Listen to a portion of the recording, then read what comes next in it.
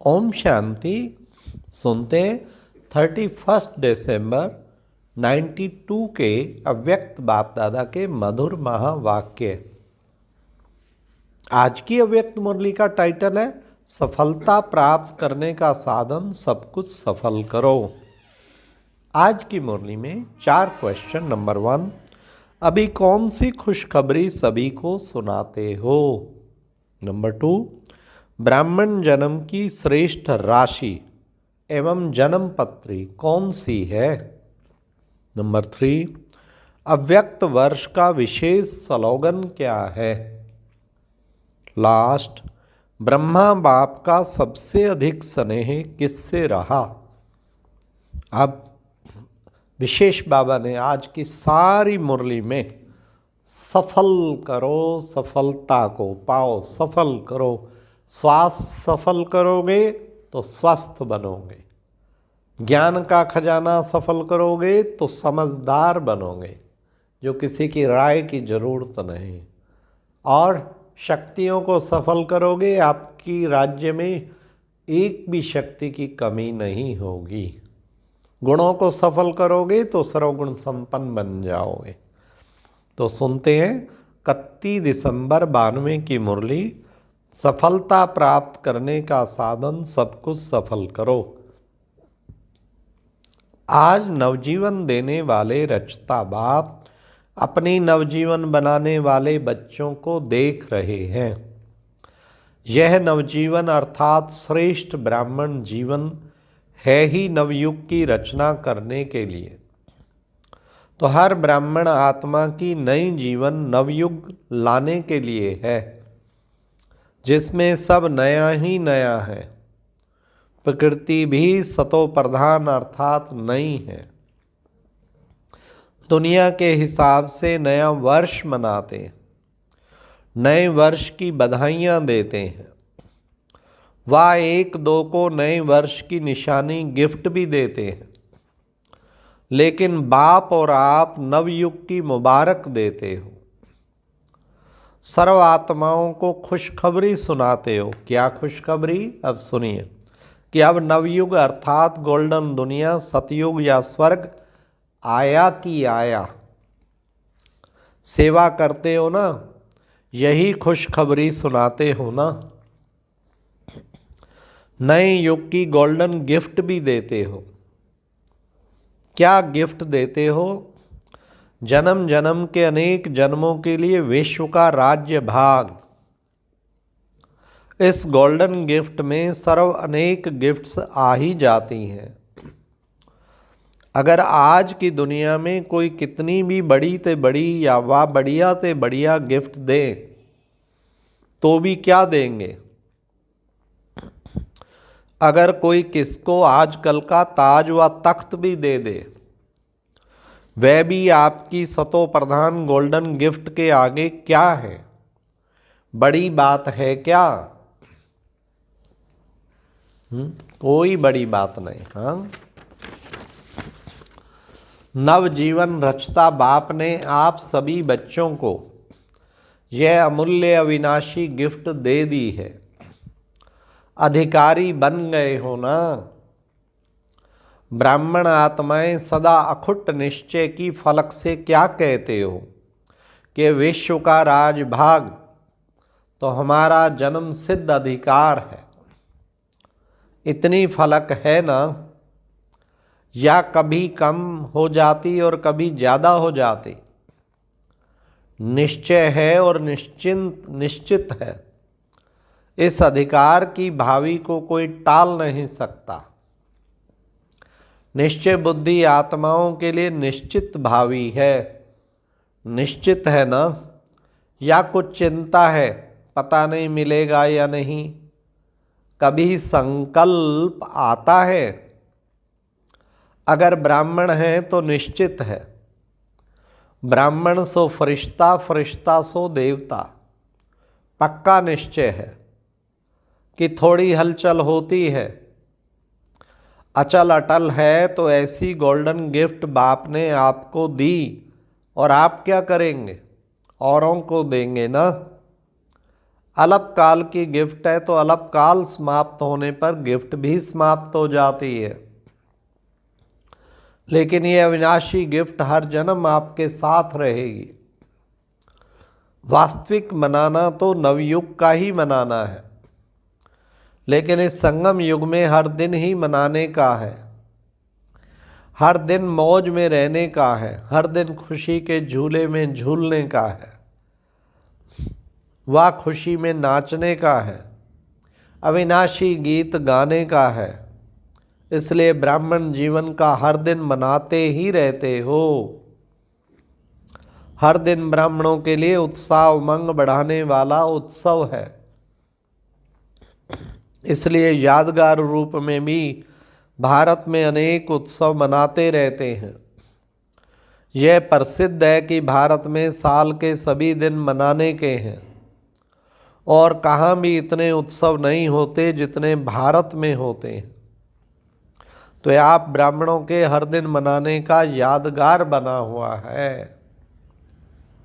इसलिए नए वर्ष का दिन भी मना रहे हो।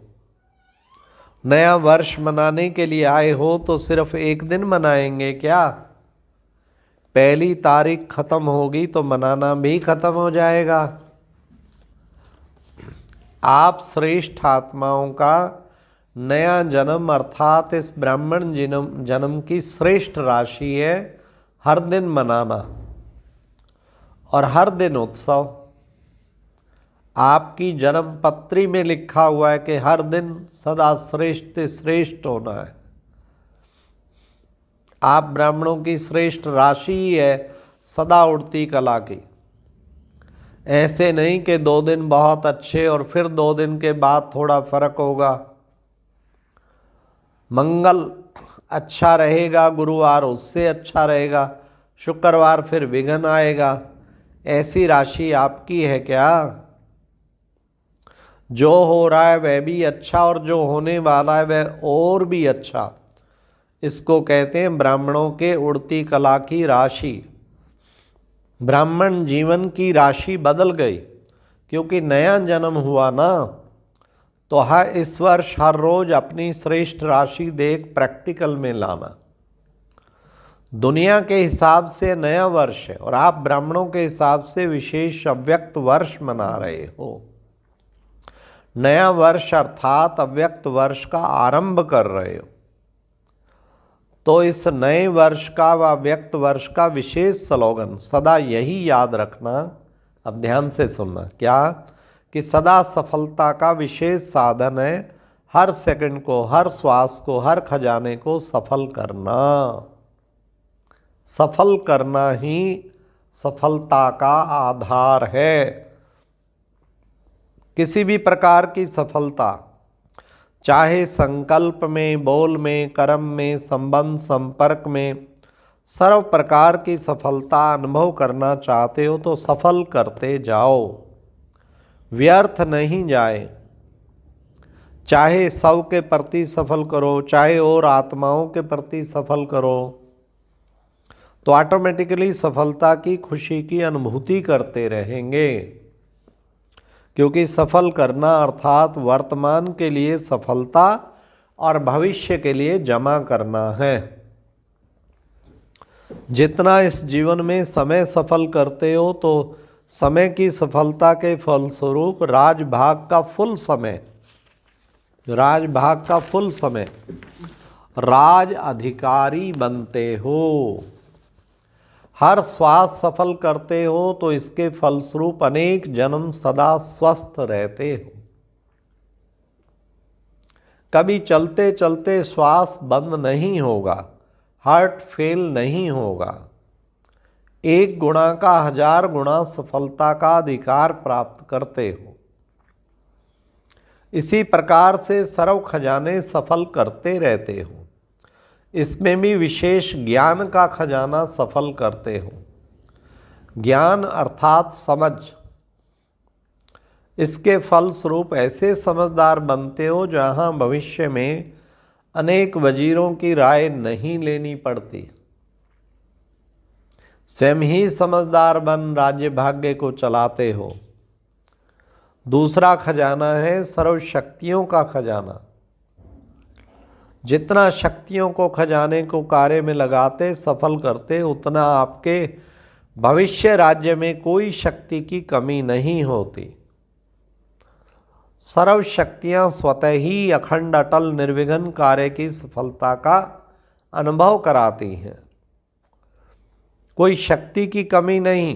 धर्म सत्ता और राज्य सत्ता दोनों ही साथ साथ रहती हैं।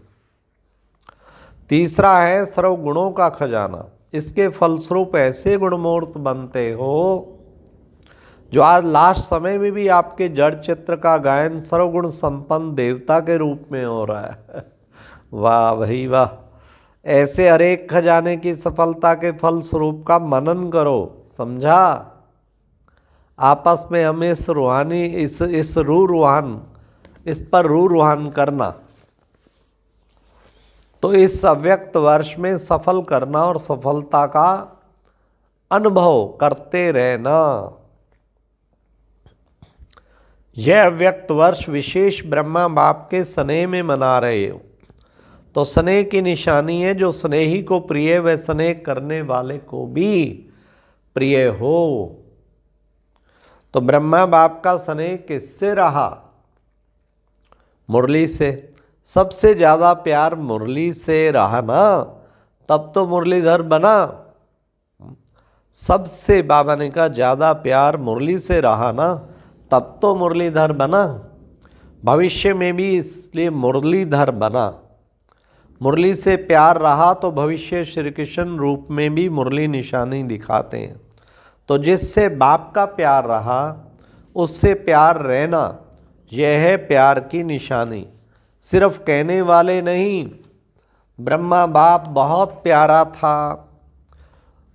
था भी और है भी, लेकिन निशानी जिससे ब्रह्मा बाप का प्यार रहा अब भी है, उससे प्यार सदा दिखाई दे। इसको कहेंगे ब्रह्मा बाप के प्यारे, नहीं तो कहेंगे नंबरवार प्यारे। नंबर 1 नहीं कहेंगे, नंबरवार कहेंगे।